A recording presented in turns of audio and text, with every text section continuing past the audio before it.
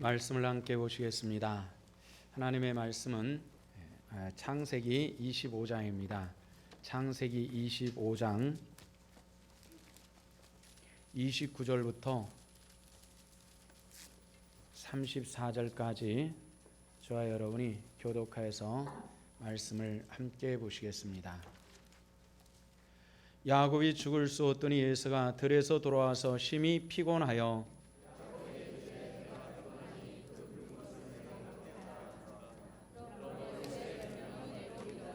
야곱이 이르되 형의 장자의 명분을 오늘 내게 팔라.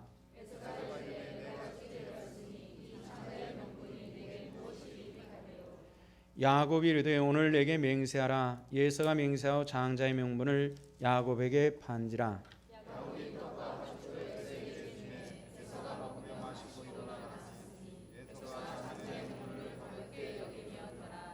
아멘.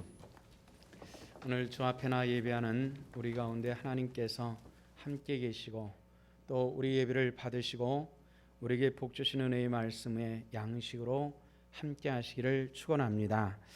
지난주 우리는 야곱의 출생에서 역사하시는 하나님의 은혜에 대해서 함께 살펴보았습니다. 요즘에는 우리가 장남, 차남 또는 아들, 딸 구별 없이 가정에서 동등한 고난을 갖고 자격을 갖습니다마는 한 10여 년 전까지만 해도 조금 틀렸었죠. 아주 수천 년 전에 거슬러서 이스라엘 땅으로 돌아가 보면은 아들과 딸의 차별이 상당히 심했습니다. 또 그리고 아들 가운데서도 장남과 차남의 그런 자격이 또 고난이 굉장히 많은 차이가 났습니다. 따라서 장남으로 태어난다는 것은 축복입니다.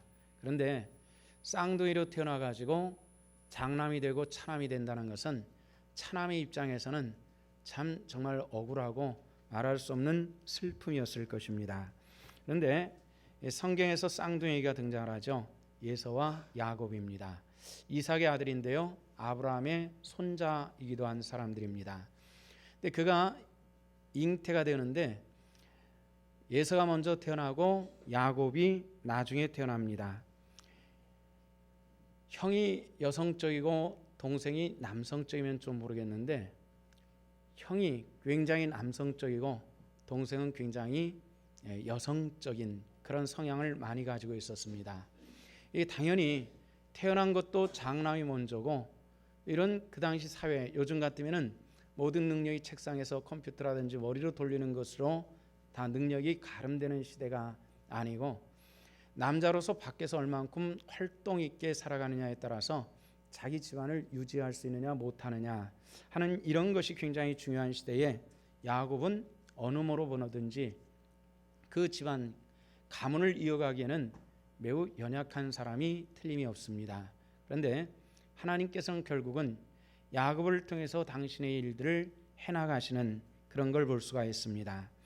예수는 태어나면서부터 아주 남성적인 외모와 그리고 아주 활달한 들사람 같은 그런 모습이 있었습니다.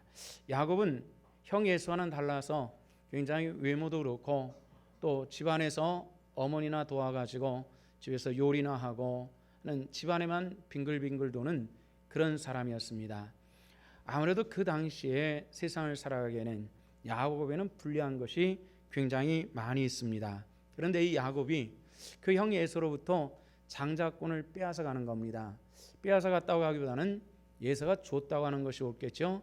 나 여기에서 이런 장자권을 빼앗아 가는 야곱을 통해서 야곱은 하나님의 축복받은 사람으로 명단에 올라간다는 것입니다. 근데 우리는 성경에 이런 말씀도 있습니다. 천국은 누가 빼앗는다 그랬죠? 침노하는 자가 빼앗는다. 이러기 때문에 야곱도 침노했습니다. 장자권을 침노했거든요. 이 침노하는 자가 천국의 소유자가 된다고 하니까 많은 사람들이 착각합니다. 목적이 좋으면은 수단이 좀 안 좋아도 된다라는 이런 생각을 많이 하는 것 같습니다. 그래서 오늘날에도 기독교인들 가운데서 불미스러운 일들이 많이 일어나죠. 어떤 몸만 잘 이뤄놓으면은 과정이 형편없어도 용납될 수 있다라는 사회적인 분위기도 있겠지만은 성경을 잘못 오해하는 데서 생겨지는 그런 문제이기도 합니다. 성도들에게 특별히 부탁하는 것이 있습니다. 목적이 선하거든 방법도 선하게 감당하시기를 주 이름으로 부탁을 드립니다. 우리 한번 따라합시다. 목적이 선하면 방법도 선해야 된다. 우리 그렇게 살도록 하십시다. 목적이 선한 것이라면 방법도 선한 방법으로 해야 되는 것이 주님의 뜻입니다. 근데 오늘 성경 말씀에 보면은 야곱을 너 목적이 선한데 왜 방법이 그따위야 하고 하나님께서 야단치신 것이 아닙니다. 야곱에게 축복하시는 이야기가 창세기 25장서부터 49장까지 등장합니다. 창세기가 50장에 이르는 그런 성경인데 딱 절반의 야곱의 이야기가 들어있는 것입니다. 수많은 위인들이 많이 있지만은 야곱의 이야기가 창세기 절반을 차지할 정도로 대단한 인물입니다. 그 이유가 있죠. 지금도 유대 족속들이 세우고 있는 중동 지방 팔레스틴 땅에 있는 그 땅에 있는 나라 이름이 이스라엘입니다. 야곱의 또 다른 이름이 있었죠. 이스라엘. 하나님과 겨루어 이겼다는. 감히 어떻게 하나님과 겨룬다는 자체도 문제겠지만은 하나님께서 친히 지어주신 이름이 넌 나와 싸워서 이겼다 이런 뜻으로 이스라엘이라는 이름을 주어줬고, 야곱은 그때부터 이스라엘이라는 이름으로 불리게 되어지고요. 또 그의 후손들이 살고 있는 그 땅을 우리는 이스라엘 나라 이름이기도 합니다. 그러니까 모든 성경 속에 나오는 유인들 중에서 야곱의 이름은 정말 오랫동안 기억되면서 이스라엘 사람들 또 우리 믿음의 사람들에게까지 남아 있는데, 그러면은 성경은 왜 야곱의 이야기를 그렇게 기록해주고 있느냐 하는 것을 우리가 생각해 봐야 되겠는데요. 로마서 15장 4절 말씀에는 이런 말씀이 나옵니다. 무엇이든지 전에 기록한 것은 나를 위해서 우리 교훈을 위해서 기록한 것이다 이렇게 말씀을 했습니다. 성경 말씀이 누구를 위해서 기록한 것이라고요? 나를 위해서. 우리 한번 따라합시다. 성경은 나를 위한 교훈의 말씀이다. 이것이 어떤 특정한 사람 얘기가 아니란 얘기죠. 누구 특정한 사람에게 준 것이 아니라 오늘 내 말씀으로 받는 사람이 복된 사람이다 이런 뜻이기도 합니다. 근데 이 야곱이 선한 목적이 있죠. 선한 목적은 아들로 태어났음에도 불구하고 장자가 되고 싶다라는 이런 선한 목자입니다. 그런데 우리 이야기를 생각하면서 그 어머니 리브가를 먼저 염두에 떠올릴 필요가 있는데요. 리브가가 자녀들을 잉태했을 때 하나님께서 그에게 계시의 말씀을 주신 적이 있습니다. 어떤 말씀이었죠? 큰 자는 작은 자를 섬길 것이다 이렇게 말씀을 했습니다. 그러니까 이 말씀을 바꿔 얘기하면은 예서는 야곱을 섬길 거야 이런 뜻입니다. 누구를 크게 쓰시겠다는 뜻이죠? 야곱을 크게 쓰시겠다는 겁니다. 성경은 이 비슷한 말씀이 있죠. 약한 자를 들어서 강한 자를 부끄럽게 하시겠다 그랬어요.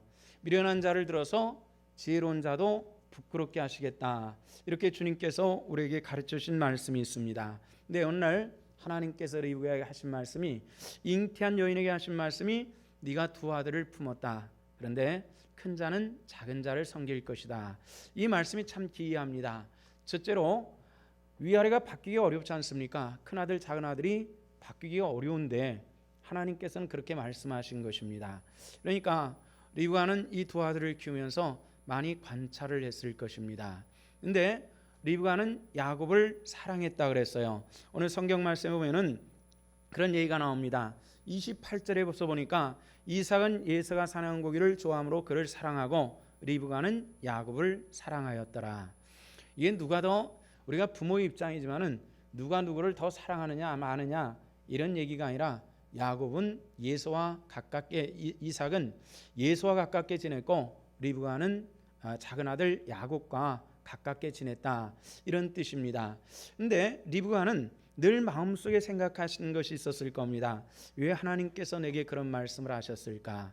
리브가가 늘 야곱 편에 서 있는데요. 야곱이 어떤 사람은 야곱이 어머니라는 것을 집안에서 도왔기 때문에 리브가는 야곱을 좋아했다 이렇게 얘기를 하는데요. 어떤 엄마가 아들이 남성답게 하지 못하고 여성처럼 자라는데 그걸 좋아할 리는 없습니다. 다만 리브가는 한 가지 분명했습니다. 하나님께서 내게 무엇라 말씀하셨는가, 이 자녀들에 대한 하나님의 계획이 무엇인가 하는 것을 알았다는 것입니다. 여러분들, 제가 여러분들이 질문하고 싶은 것이 있습니다. 여러분들의 자녀들이 하나님으로부터 축복받은 백성이 되기를 원하십니까? 그렇다면 여러분들의 자녀를 향한 하나님의 뜻이 분별될 수 있기를 주 이름으로 부탁을 드립니다. 리브가는 그걸 분별하는 사람이었습니다. 하나님께서 이 못난 이 집안에서 뱅글뱅글 도는 우리 세상 사람들 말하는 집안 퉁수란 말이에요. 이런 사람을 통해서 하나님께서 어떤 일을 하기를 원하신다라는 이런 믿음이 있었던 것입니다. 그래서 야곱을 돕고 예수의 장자권을 뺏는 일에 놀랍게도 그 어머니가 동참을 합니다. 장자권을 뺏고 나서 문제가 생겼죠. 예수의 분노가 하늘을 찌를 것 같습니다. 그때 창세기 27장 44절에 보면은 그 아들 야곱을 멀리 피신을 보내요. 하란 땅 자기 오라비 라반의 집, 야곱 입장에서는 외삼촌의 집으로 도망을 가죠. 그때 리브가가 한 얘기가 있습니다. 내 형의 노가 풀리기까지 몇 날 동안 그와 함께 거하라. 누구랑 거하느냐면 라반의 집에 피해 있으라. 몇 날 동안 이런 얘기를 합니다. 그런데 야곱이 다시 돌아올 때까지 얼마나 걸렸죠? 20년 걸렸습니다. 20년 동안 돌아오질 못했습니다. 돌아와서 리브가를 보지를 못하는 겁니다. 이 야곱이 몇 날 동안이라고 생각해서는 그 사건을 가볍게 여겼는데 놀랍게도 그때부터 야곱과 에서는 아브라함의 자손이면서 불러가고 예서의 갈 길이 달랐고 야곱의 갈 길이 달랐습니다. 예서는 하나님께서 버림받았으나 하나님께서는 야곱을 붙들어 주시는 것입니다. 우리가 다 같이 아브라함의 후손 예서와 야곱이 가는 길이 달라지는 것처럼 우리도 다 같이 하나님의 축복받은 백성이라고 믿음의 자리에 앉아 있으나 하나님께서 구별하시는 야곱의 반열에 서는 하나님의 권속들 되시기를 축원합니다. 예서의 자리에 서는 안 되는 겁니다. 예서의 자리에 서는 것이 아니라 야곱의 자리에 서는 것이 하나님의 축복된 일입니다. 이게 수단은 틀렸지만은 목적은 이룬 것입니다. 그리고 이제 다시 20년 만에 일가를 이끌고 가나안 땅으로 돌아오죠. 그리고 고향 땅으로 돌아가지 못하고 그 위로 계속 외지로 떠돌게 되는 것이 야곱이었습니다. 장자권은 빼앗았지만은 아버지 양들 중에서 한 마리도 자기 것으로 취하지 못했습니다. 아버지가 파놓은 우물 중에서 하나도 내 것이라 말할 수 있는 것이 없었습니다.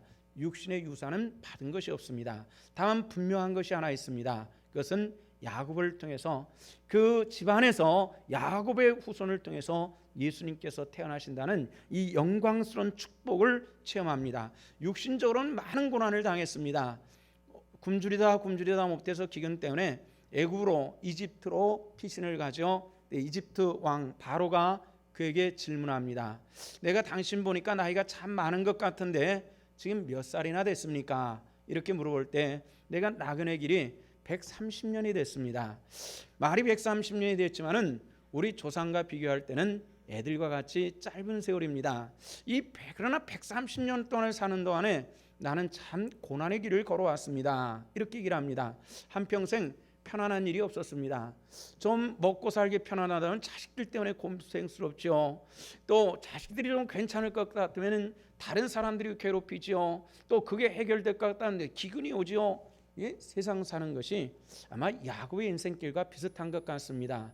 여기 좀 잠잠하면 좋을 것 같은데 여기서 또 뻥 터지고 여기 좀 막아놓을 것 같으면 또 저쪽에서 뻥 터지면서 고민스러운 일들이 떠나가질 않습니다. 그렇지 않습니까?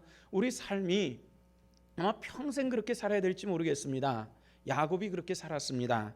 그러나 이런 야곱이 그런 삶을 살면서도 야곱이 우리가 꼭 본받아야 될 그 사람이 남의 것을 야비하게 탈취하고 고난의 길을 갖고 그럼에도 장자권을 가졌다.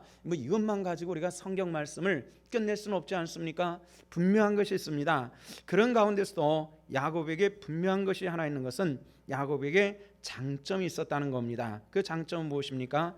그것은 형 예수와 비교하면은 여실히 나타나는 것인데 예수는 배가 고픈데 장자권이 무엇이 필요하냐 하고 이것을 가볍게 여겼지만은 야곱은 그 장자권을 귀히 여기는 겁니다. 이 말이 장자권이라고 하면 이 영적인 일이라고 다시 표현하면은 예수는 영의 일들을 참 가볍게 여기는 그런 특징을 가지고 있었지만은 야곱은 영의 일들에 대해서 존중히 여기는 이런 특징을 가지고 있었더라는 것입니다. 이것이 굉장히 중요한 것이고요. 믿음의 사람들 예서도 아브라함의 자손이고 야곱도 아브라함의 자손으로 볼 때 예서는 버리고 야곱을 택하신 하나님, 그 삶 속에 무엇이 중요한가를 우리 하나님께서 보고 계시는 것입니다. 성도 여러분들, 우리가 다 같이 하나님의 백성일지라도 야곱의 축복을 받아가시는 하나님의 권속들 되시기를 주 이름으로 축원합니다.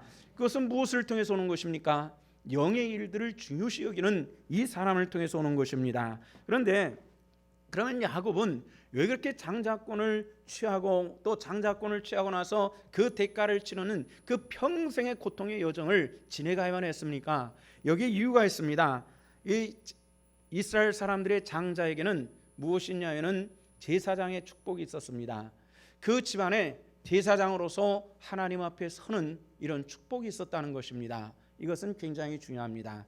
오늘날은 예수 그리스도께서 나의 제사장이 되시는 하나님이시지만은, 그러나 우리 가장 하나를 바라볼 때에 성도 여러분들이 제사장의 자리에 앉으시기를 주 이름으로 축원합니다. 이 제사장이라고 하는 것은 무엇일까요? 뭐 양을 잡고 소를 잡아서 피를 내고 이런 얘기는 아닙니다. 영적으로 하나님 앞에 내가 집안에 영적인 대표권을 가지고 서는 것입니다. 그래서 오늘 우리가 육신적으로 여기 장남도 계시고 차남도 있고 삼남 사녀도 있고 장녀도 있고 차녀도 있고 여러 유형의 사람들이 앉아 있을 것입니다만은, 이것은 영적인 이야기이기 때문에 이런 성별을 가리지 않고 둘째냐 셋째냐를 가지 않고 모든 사람들에게 공급하시는 믿음의 사람들에게 주시는 장자의 축복입니다. 이것은 제사장의 권한입니다. 이것을 우리들이 가지시기를 주 이름으로 부탁을 드립니다. 저는 저희 집안이 5남매입니다. 5남매 중에 저는 막내입니다. 막내이기 때문에 서열로 제일 끄트머리죠. 처가도 5남매입니다. 5남매인데 제 아내가 네 번째이기 때문에 처가에 가도 끄트머리는 하나밖에 없고 네 번째에 서열이 되어 있습니다. 그런데 저희 집안이나 저희 처가나 저희가 예수를 믿고 신앙생활하고 목사가 됨을 통해 가지고 양쪽 집안들이 이 기독교화 되어 가고 있습니다. 100%는 아니지만은 이제 물론 우리 형제나 처가 형제들이 다 예수를 믿고 그렇지만은 4천, 5천, 6천로 이렇게 넘어가면서 이제 절반이 넘고 60%, 70%로 이렇게 상당히 많이 복음화가 돼가고 있습니다. 그전에는 믿는 사람들이 없었어요. 그렇기 때문에 제가 예수를 믿을 때만 해도 별반 달과하는 사람이 없었습니다.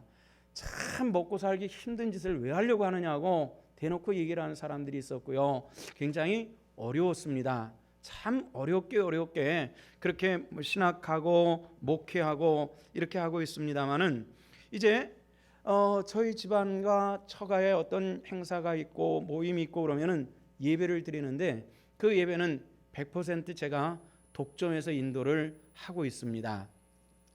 순위로 봐가지고는 뭐 예배를 인도할 장자의 권한은 없지만은, 그러나 예수를 믿는 서열을 볼 때는 제가 분명히 장자임이 틀림이 없고 영적으로 이 양가 집안의 제사장이 틀림이 없습니다. 그랬더니 그런 권한을 가지고 예배를 인도를 하는데요. 근본에 제가 처가에서 예배를 인도할 수 없는 그런 상황이 있었습니다. 제가 뭔가 해야 되기 때문에 도무지 예배를 인도할 수가 없습니다. 그래서 처남들에게 이야기를 했습니다. 형님이든 동생이든지 예배를 인도를 하십시오. 그런데 이 세 처남 중에서 둘째와 셋째는 안수 집사고 첫 번째 처남은 서리 집사인데, 둘째나 셋째나 인도할 줄 알았는데 장남이 내가 장남이다, 내가 인도하겠다 그래가지고 예배를 인도를 하는데 저는 그 자리에 없었죠. 그런데 그 자리에 있었던 이 형제 조카 이런 사람들이 참 은혜를 많이 받았대요. 제가 생각하기는 처음으로 환갑 넘어서 처음 예배를 인도를 하는데 은혜를 참 많이 받았대요. 그래서 제가 얘기를 했습니다. 이 집안의 서열상 형님이 장자고 제사장인 만큼 형님이 인도하시고 나는 앞으로 예배하는 일에 빠지겠다, 이렇게 얘기를 했습니다. 이 장자의 축복과 고난이라고 하는 것이 있습니다. 성도 여러분들, 우리가 가벼운 것들 때문에 육신의 것들을 가지고 장자의 고난, 영적인 고난을 팔아먹는 이런 어리석은 자리에 들어가지 않기를 주 이름으로 부탁을 드립니다. 이번에 추석이죠? 아마 예배를 드리는 가정들이 많이 있는 것 같습니다. 여러분들이 남자가 됐든 여자가 됐든 영적인 장자의 고난을 가지고 예배를 한번 인도해 보시기를 바랍니다. 하나님의 놀라우신 축복과 은혜가 함께해 주실 줄로 믿습니다. 우리가 세상을 살아가면서 영적인 것과 육신적인 것을 분별을 하지 못하고 또 분별을 하되 육신적인 것이 있을 때는 영적인 것은 해도 되고 말아도 되고 그만둬도 돼야 된다라는 이런 사고를 가지면은 우리는 예서의 자리에, 지금 아무리 예배한다 할지라도 예서의 자리에 서 있는 사람이라는 것입니다. 우리가 진정 하나님의 축복된 은혜의 자리, 야곱의 반열에 섰을 때 우리는 하나님의 놀라운 축복의 자리에 들어갈 수 있는 것입니다.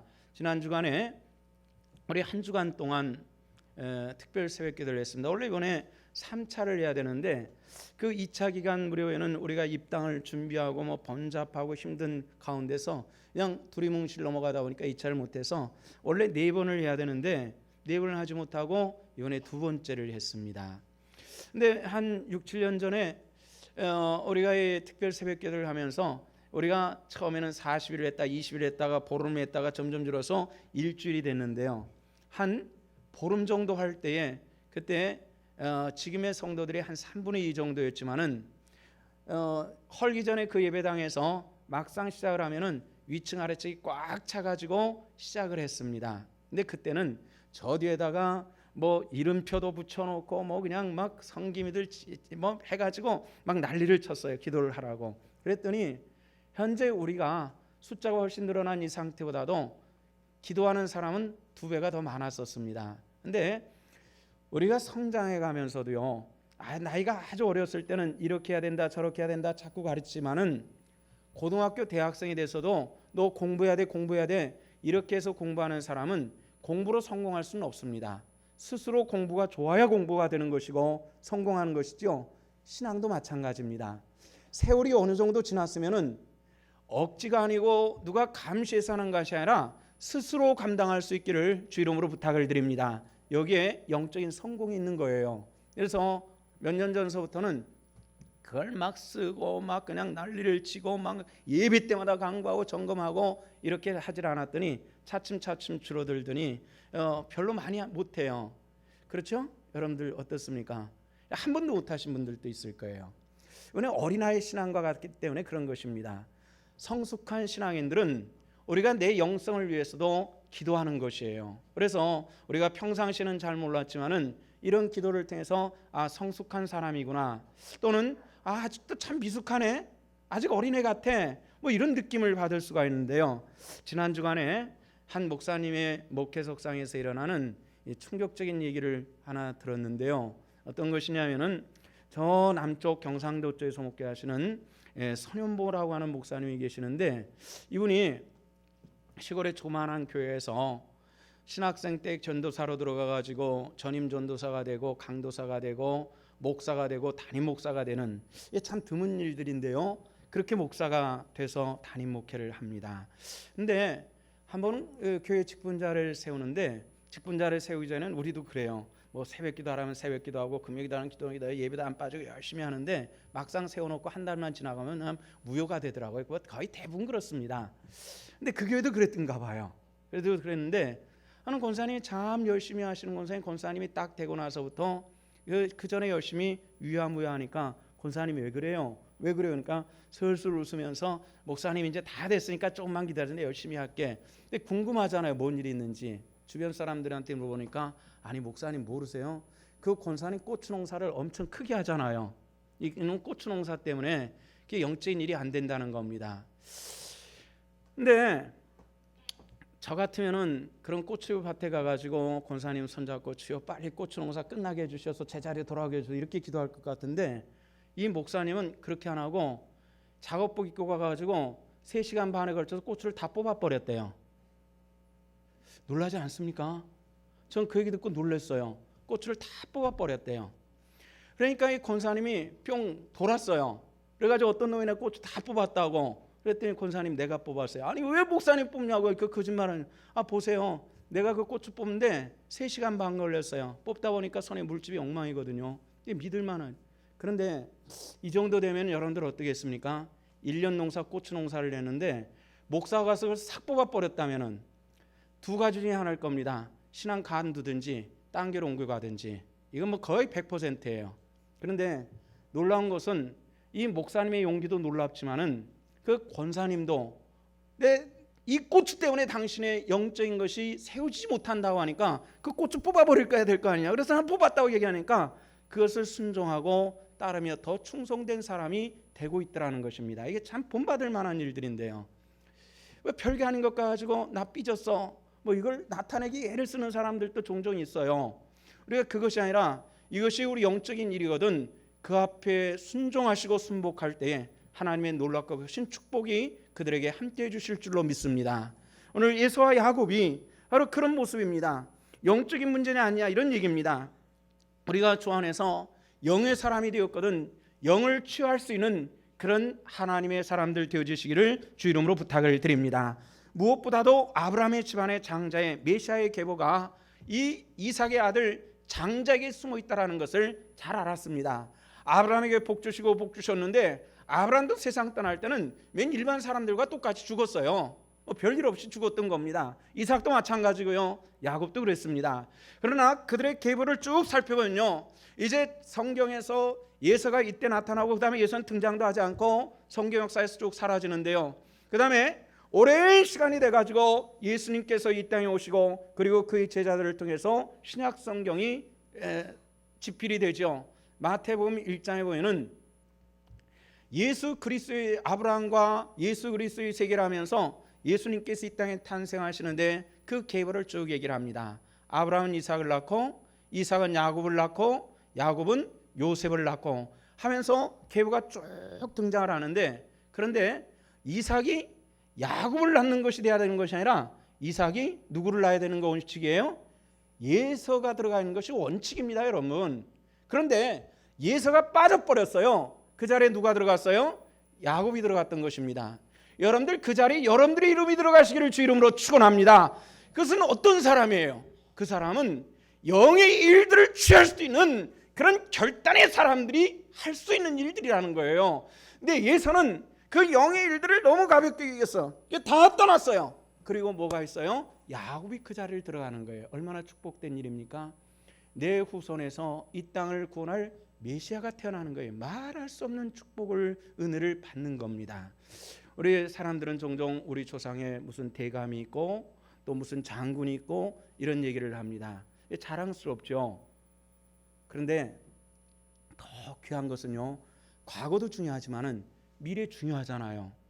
내 자식 때에서 내 손자 때에서 위대한 영적인 인물이 나타난다든가 이 대한민국을 구원할 만한 그런 대단한 인물이 나타난다면 얼마나 좋겠어요. 그렇게 할 수 있다면 우리가 무엇이든지 할 수 있지 않겠습니까? 한 20여 년 전에 청계산 기도원에 가서 기도원 원장이랑 점심을 먹다가 그 원장님이 이런 하소연을 해요. 아유 목사님, 이 청계산 이 뒷산 이 참 골치 아픕니다. 그래 왜 그렇습니까? 그랬더니 청계산이 이 묘자를 쓰는 애는 최고 명당이래요. 이런 얘기를 하니까 또 치부책에 적어놓지 마세요. 명당이란다. 뭐 이런 그건 우리한테 해당되는 얘기 아니니까. 그런데 안 믿는 사람들이 명당이래요. 그래가지고 그 자기 땅에 아는데 아무데나 묘자를 쓸 수가 없으니까 사람들이 자기 조상의 뼈를 파가지고 오밤중에 와가지고 기도원 뒤에다가 묻고 가는 사람들이 많대요. 근데 그것도 좀 깊이 파가지고 묻었으면 좋겠는데 도둑질하듯이 오밤중에 와서 살짝 묻고 가니까 대충 묻고 가가지고 비가 많이 내려오면은 이게 해골이 굴러 내려와가지고 아주 참 골치 아픕니다. 이런 얘기를 했어요. 뭘 기대한 거예요? 그를 통해서 내 자손이 뭔가 좀 되기를 기대하네요. 오밤중에 뭐 뼈를 파오는 것은 낮에 했겠지만은 밤에 묻어야 되거든요. 밤에 살금살금 가서 묻고 오는 그런 사람들이 많습니다라는 이런 얘기를 들었습니다. 정말 그래요. 참 밤중에 기도하는데 해골이 떼굴떼굴 굴어서 내 앞에 딱 서봐요. 얼마나 무섭겠어요? 저도 오밤중에 묘지 한번 올라가 본 적이 있어요. 저희 형님 지금 생각해보니까 우리 형님 묘가 청계산이네. 우리 형님 묘지가 청계산에 있어요. 근데 당시 차가 없어가지고 오토바이를 타고 다닐 때인데 안양에 갔다가 밤 12시쯤 그 청계산을 넘어올 때에서 형님 묘지가 가까운데 아무리 형제라도 자주 가지를 못해서 마침 넘어오는데 보름달이 크다랗게 떠가지고 아주 환해요. 그래서 지나가는 김에 형님 묘소나 좀 보고 가자. 그래가지고 오토바이 세워놓고 그 묘지를 산 한 7분 정도 있는데 거길 밤 12시쯤에 올라갔습니다. 올라갈 때는 잘 몰랐어요. 근데 내려올 때 왜 자꾸 땡겨요? 그거 무섭더라고요. 아무리 목사래도 오밤중에 무덤 올라가는 것까지는 괜찮은데 내려올래니까 막 그냥 오금이 저리는 그런 게 있어요. 그런데 그나마 뼈를 가져다가 오밤중에 묻으려면은 그 얼마나 아무리 부모의 뼈고 뭐 해도 아마 그 쉽지는 않을 겁니다. 그게 왜 그런 것 같아요? 내 후손에 대한 잘 될 것을 기원하는 사람의 기원의 모습들이 그렇게 나타날 수 있다는 겁니다. 복음의 비밀은 어디 있느냐면은 우리 자손들에게 복주심의 은혜가 어디 있는가를 야곱을 통해서 분별해 보시기를 바란다는 것입니다. 예서는 아브라함의 자손에 분명했지만은 그 다음서부터는 예서가 아브라함의 자손이냐? 아니에요. 성경에는 그들의 자손은 이방인으로 분류돼 버리는 겁니다. 축복받은 아브라함의 명단에서 사라져 버리는 거예요. 족보가 없어져 버리는 겁니다. 그 대신 야곱이 들어가요. 무엇 때문에? 장자권은 영적인 것을 귀히 여기는 사람이었다는 것입니다. 우리들의 삶 속에서 내 자식들에게 하나님의 복음의 말씀을 심어주고 그들에게 아브라함의 자손 축복받은 야곱의 백성을 만들어가는 하나님의 권속들 되시기를 주 이름으로 축원합니다. 이것이 우리가 살아가는 영적인 모습입니다. 그래서 우리가 해야 될 것이 있습니다. 신앙의 우선순위가 바로 되자는 것입니다. 다른 것과는 다 바뀌어도 장자권은 먹순간은 바뀔 수 없어. 예서가 밖에 나와서 사냥하다가 헐레벌떡 들어와가지고 배가 고팠단 말이에요. 요즘에 우리가 새끼를 먹지만은 이 좀 알려까지는 두 끼밖에 먹지 못했다 그래요. 그래서 점심이라고 하는 말은 그냥 아쉬우니까 그저 감자 하나라도 먹고 마음에 점을 콕 찍었다 그래서 점심이라는 단어가 쓰여졌다고 하는데요. 보통 두 끼밖에 먹지 못했습니다. 우리 조상들이 옛날에 마찬가지였을 거예요. 어느 나라도 마찬가지였을 겁니다. 그런데 두 끼 중에 한 끼 굶어가지고 허덕거린다고 해서 이거 사람 안 죽습니다. 저도 많이 굶어봤습니다. 없어서도 굶어봤지만은 목회하고 신앙생활하면서 금식하며 굶어본 일들이 참 많습니다. 한 일주일 굶었다고 해서 눈 돌아가지 않습니다. 사람 죽는 일이 없어요. 졸뼈가 쓰러지는 일들은 없습니다. 힘은 조금 빠져요. 후들거리는 것은 있어도 사람이 뭐 사고가 바뀐다든가 이런 일들은 없어요. 예수도 마찬가지였을 겁니다. 한 끼 굶고 허덕허덕 들어와가지고 배는 고프죠. 내가 먹을 것 하려는데 요구하는 걸 장자권을 놓고 얘기하는 겁니다. 예수가 한마디만 했으면 될 거야. 난 절대로 죽는 안 있어도 그건 너에게 줄 수 없어. 이렇게 얘기했다면 야곱이 어떻게 하겠습니까? 동생이 팥죽 내놓은 거죠. 근데 우리는 내가 가지고 있는 이 귀한 것을 알지 못하기 때문에 육신의 것과 자꾸 바뀌고 양보하는 것이 문제라는 것입니다. 영의 것들을 가지고 육신의 것을 바꾸는 어리석음을 벗어나서 내 목숨을 끝나냐 했더라도 이것은 바꿀 수 없다고 말할 수 있는 이런 단호한 결단을 가지고 설 수 있는 하나님의 권속들 되시기를 주 이름으로 축원합니다. 근데 이 창세기에서 이 예서의 얘기는 다 사라지거든요. 그런데 세월이 오래오래 흘렀어요. 그리고 신약으로 넘어갑니다. 히브리서를 집필한 히브리서 기자가 히브리서 12장 16절 17절에서 예수의 얘기를 뜬금없이 얘기를 합니다. 뭐라고 얘기한 줄 아십니까? 제가 읽어드릴게요.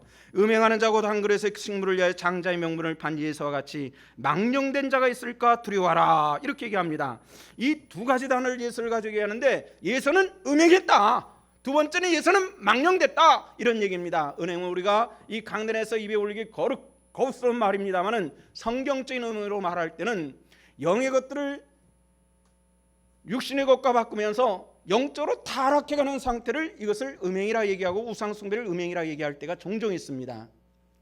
예수는 망령된 사람이다 이렇게 했는데 우리가 치매에 걸린 노인들을 망령들었다 이렇게 얘기를 하는데 이 망령, 치매에 대한 이야기가 한 것이나 하나님의 거룩한 백성을 포기한 상태를 망령된 자라 이렇게 얘기를 하는 것입니다. 성도 여러분들, 육신의 일들로 인하여서 거룩한 백성됨을 포기하지 않는 그런 하나님의 권속들 되시기를 주 이름으로 축원합니다. 히브리서 12장 17절에서는 이렇게 얘기를 합니다. 너희와 하는 바와 같이 그가 그 후에 축복으로 기업을 받으려고 눈물을 흘며 구하되 버린 바가 되어 회개할 길을 얻지 못했느니라 이렇게 얘기를 했습니다.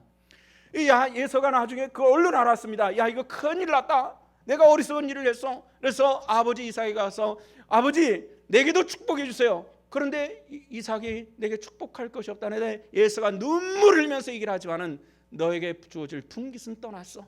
이런 얘기만 듣는다는 겁니다.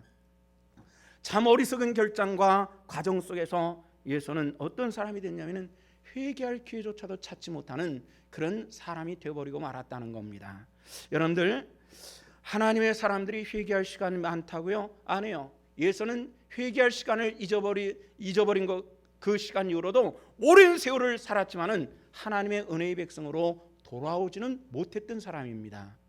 사람들은 종종 예수를 믿는 것이 어떤 헌신 그런 건 아닙니다.